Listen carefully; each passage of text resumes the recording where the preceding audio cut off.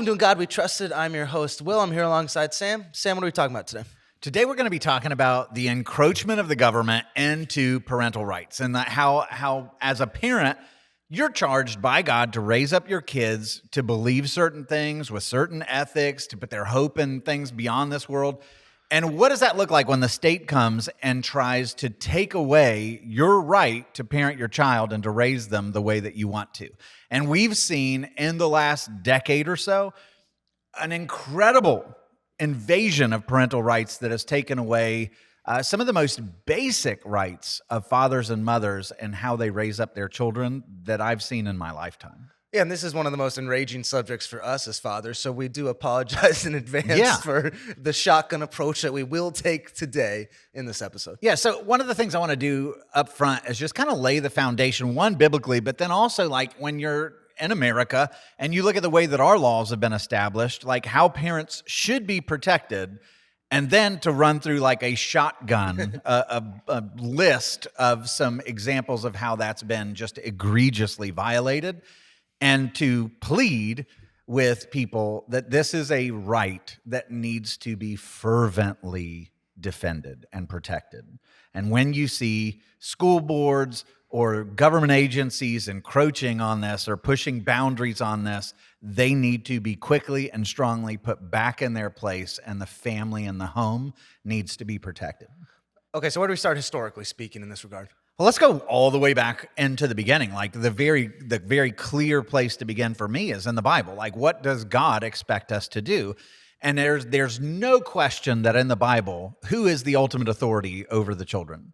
The parents. The parents. I mean, and it's not even a debatable thing. It's presumed.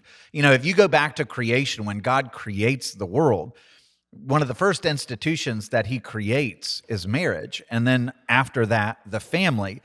Government institutions don't come till much later. God expects the family to be the basic building block of society.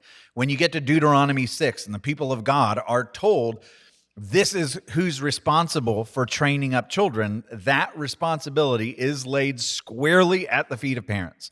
You're to train them up to love the Lord your God with all your heart, mind, soul, and strength. And oh, by the way, here are these ethics. You're to train them up. You're to put it before them all the day long in everything you do.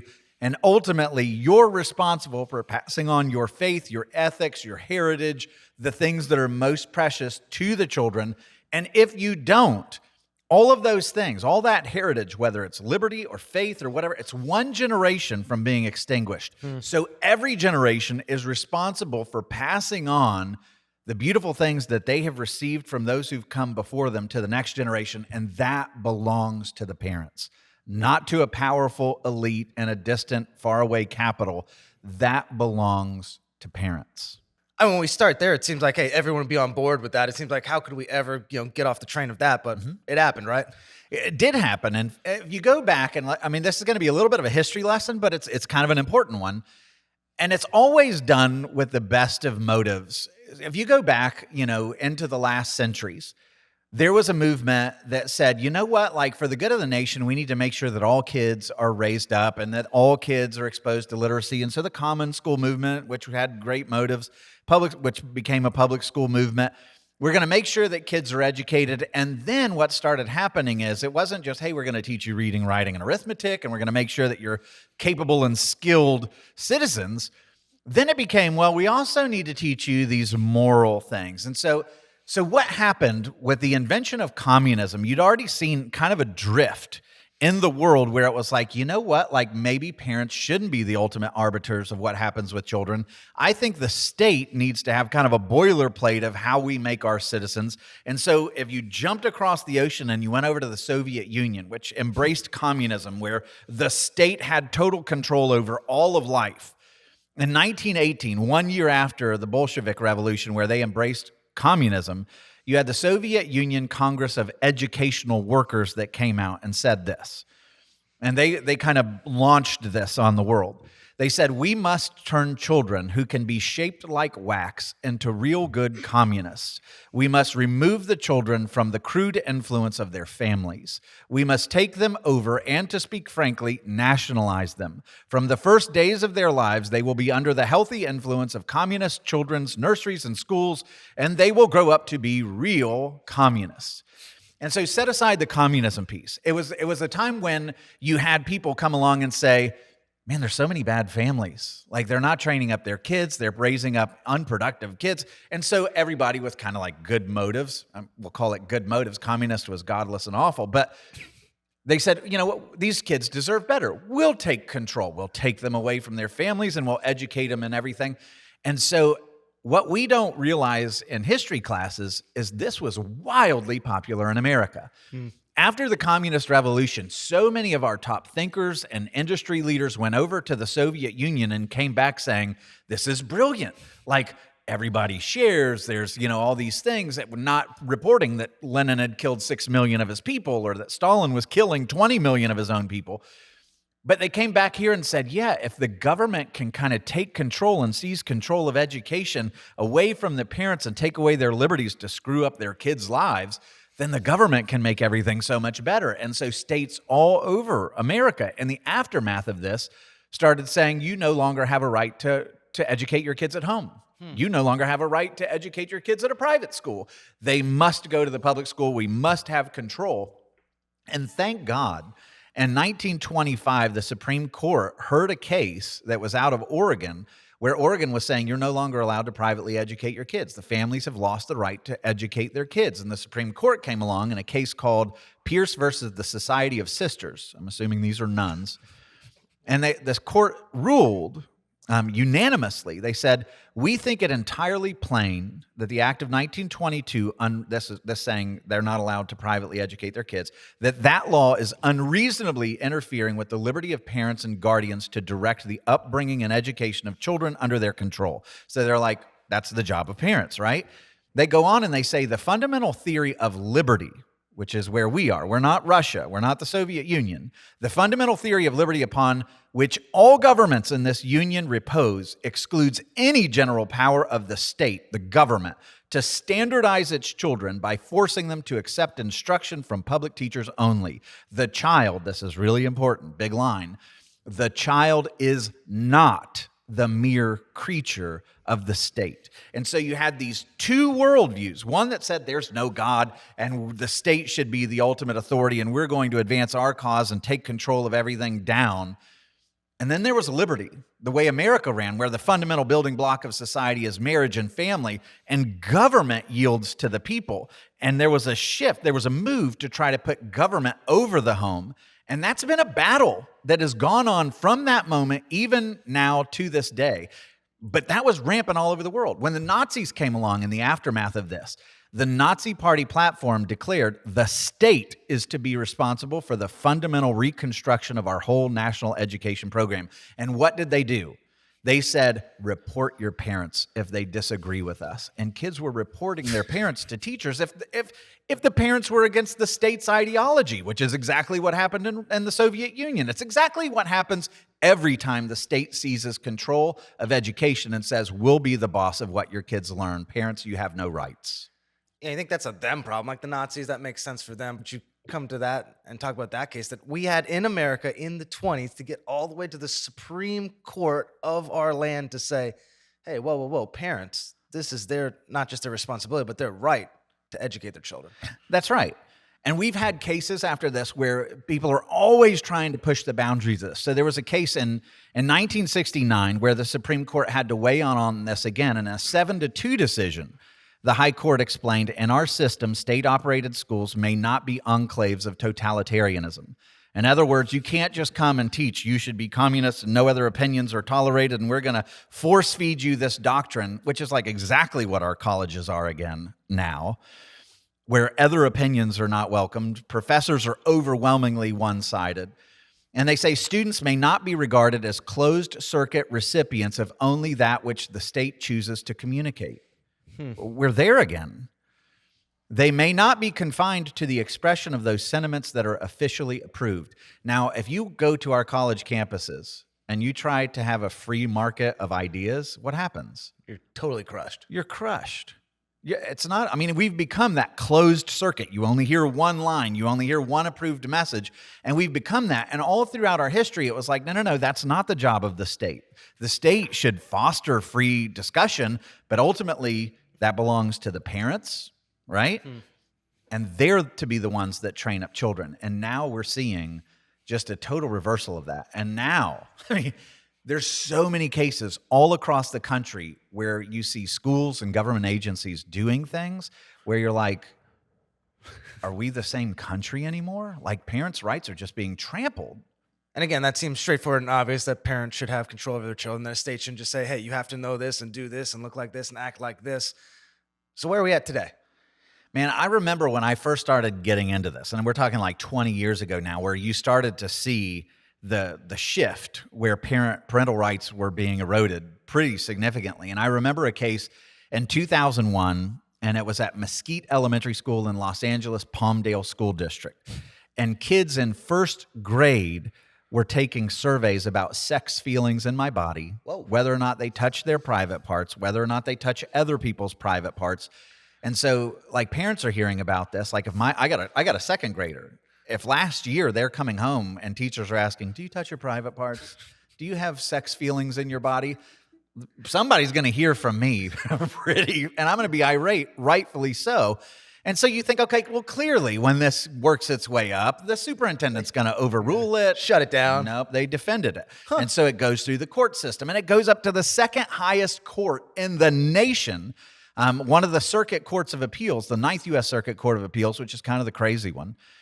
And they say that the right to control the upbringing of children was a right that did not extend beyond the threshold of the school door. Whoa. Say that is an abandonment of everything that our country had ever been. Like, to say that if you send your kids to public schools, you basically forfeit your right to raise Stops at the doorstep. Yeah, and if we want to talk to them about whatever we want to talk to them about, we're going to do it. And a few years later, I remember another case that was in Kentucky where kids were forced to go. And you can remember 2006, the whole LGBTQ stuff, still very controversial. You know, gay marriage and all that stuff was still being hotly debated. And so the school district put on a thing where students were going to go and they were going to learn that this was an acceptable lifestyle and should be celebrated and embraced. And some parents were like, you know what? No. And so when they had this assembly, a massive amount of the student body doesn't show up. And so then the school district says, no, you will show up. We're going to do it again. And you will show up. And the parents are like, whoa, whoa, whoa, we're parents. We have a right to opt out and determine what our kids hear. So this goes up to the federal court system. And U.S. District Judge David L. Bunning writes this: while parents have a fundamental right to decide whether to send their child to a public school, they do not have a right generally to direct how a public school teaches their child, and even adding, there is simply no basis for an opt-out. So yeah, you send your kids to public school because you can't afford to homeschool, you can't afford to send them to a private school. But even there, if you try to opt them out, okay, I get it, but I'm going to opt them out of objectionable stuff. You have the federal court saying, no, they must hear this. That's objectionable to everything that you hold dear. Like, this is the kind of stuff where case after case after case like this was going around that was stripping rights from parents. And what you saw in the last 10 years, it's like just gasoline on this, to where now this is becoming a major, major issue where parents are actually fleeing from certain states because those states are stripping parental rights away from parents. Yeah, and the scary part is it's not just a rogue teacher, rogue school system, but it's the judges saying, no, this is all okay. We're writing it into our law that, hey, this is fine. That's right. And you have entire school districts that seem to be celebrating these things. You know, we live in Florida, and in Florida, there was a bill that was pushed out that said, you know what, you're not going to talk about sexual orientation and things that are a little bit more mature with, you know, kids third grade and under. Like, that's just not going to happen. You're not going to do that in Florida. And there was a national outcry, like, you're not exposing first graders to this stuff? Like, and it was like, what world am I living in that this is something that you feel like the government and public schools should have the obligation to teach my kids things that I hold to be objectionable? Like, and there was this national feeling among certain states where it was like, oh, boycott Florida because they're not teaching second graders about sex anymore and sexual orientation and gender identity. And you're like, no, absolutely not. Thank God that I live in Florida that takes a stand like this and defends parental rights, and you get to teach them whatever you want at home, which is where that kind of stuff belongs. But no, I don't want a teacher that's force-feeding my first grader and second grader these most controversial topics. And it does go that young. So like, I'll give you an example. When I came across this, I saw it in a news article and I was like, oh, that has to be fake, right? So it was an article about how in the New Jersey public school curriculum, they were teaching second graders things like this. And this is straight from their resources, their curriculum that's on their website. So second grade, here's one of their learning objectives: to differentiate between gender identity, gender expression, and sexual orientation for second graders. To develop a plan for the school to promote dignity and respect for all people of all genders, gender identities, gender expression, sexual orientation in the school community. And you're like, okay, well, I get, that you don't want people mistreated or, anything like that. Like, okay, I understand that. But now let's jump to the continuation in this, and you come down and you see another learning objective: define vaginal, oral, and anal sex. I've got a second grader. Yeah. And I'm going to tell you, if they came home from public school defining anal sex and oral sex, like what is the purpose of that?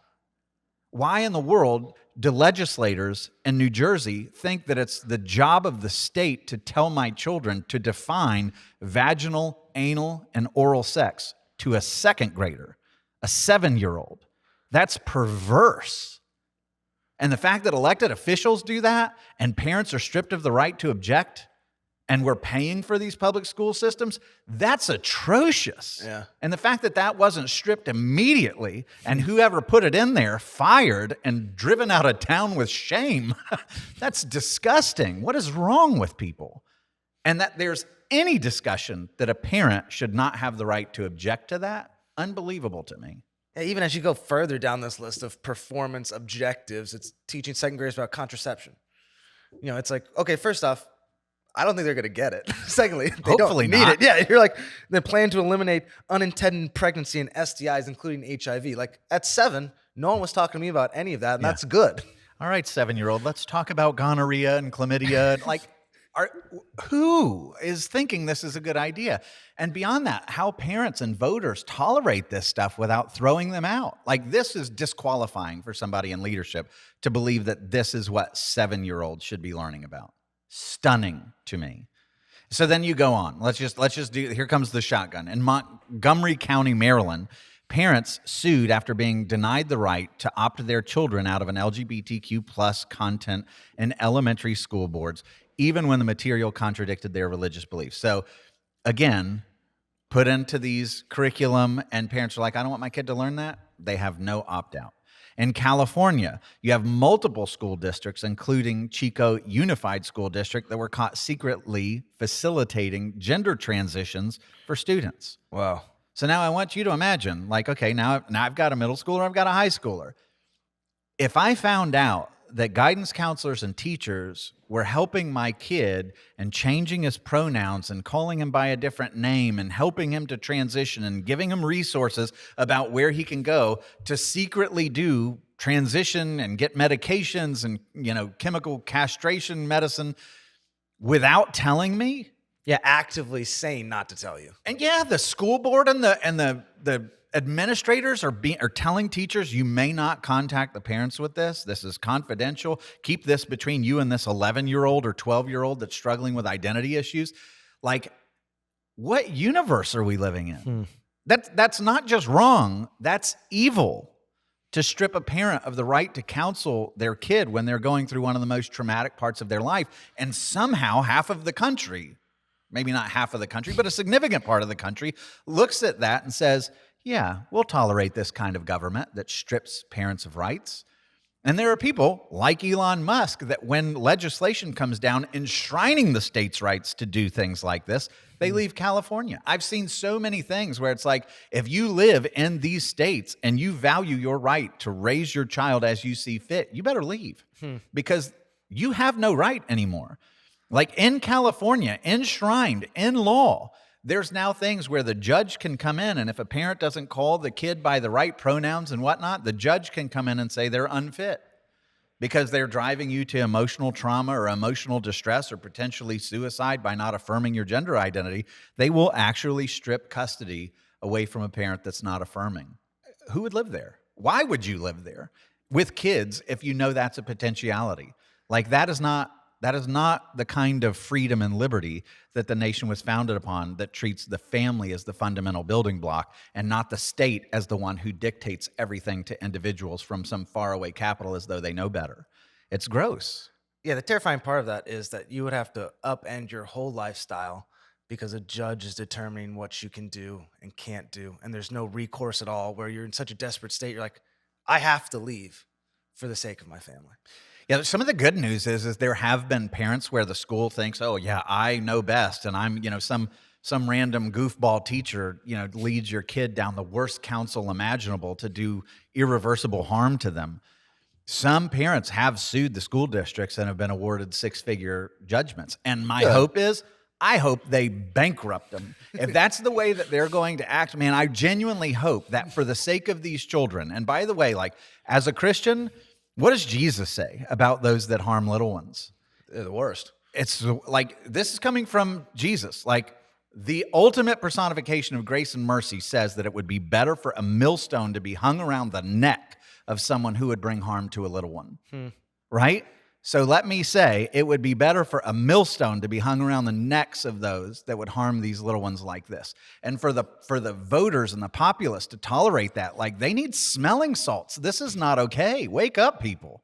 Throw these bums out if they're doing this to the family unit. This is not okay. We need to speak up and be bold about it. Jesus would be. So in Washington state, you've got public schools facilitating access to abortion without parental consent, gender transition without parental consent. In Fairfax County, Virginia, the school board expanded sex education to include controversial topics like gender ideology, no notification of parents, not allowed to opt out, widespread objections once this was found out. They don't care. You see this all over the place. In Brookline, Massachusetts, parents sued the school district after discovering that the staff had been socially transitioning their child using different pronouns, a new name, without involving the parents. And the policy, like, here's the crazy thing. It's not one kook teacher. Yeah. It's the administration and the school board that says, good job. That's exactly what we should do. Like if you tell this parent, you're going to lose your job. That's right. Yeah. And so it's treating kids that are in their preteens and teens as though they know what's best and allowing them to do things that bring irreversible damage to their heart, their mind, their body. We don't allow kids that young to do very simple things, and we're leading them down a road that can cause irreversible damage to their life, that can lead to infertility. And if I'm a parent and I'm surprised by this, that my kid has gone down that road, and I find out when it's too late or when he's too far down for counseling or to help, I'm telling you, like, I don't know how I would respond. Like, it would be really, really difficult for me. I love my kids so much. And for somebody who's in a school district that thinks they have the right to overrule what my wife and I have poured into these kids for years and years and years to build them into who they are, like the arrogance of the government and the state and the school system to think they know better for my kid, it's infuriating to me, as you could probably tell.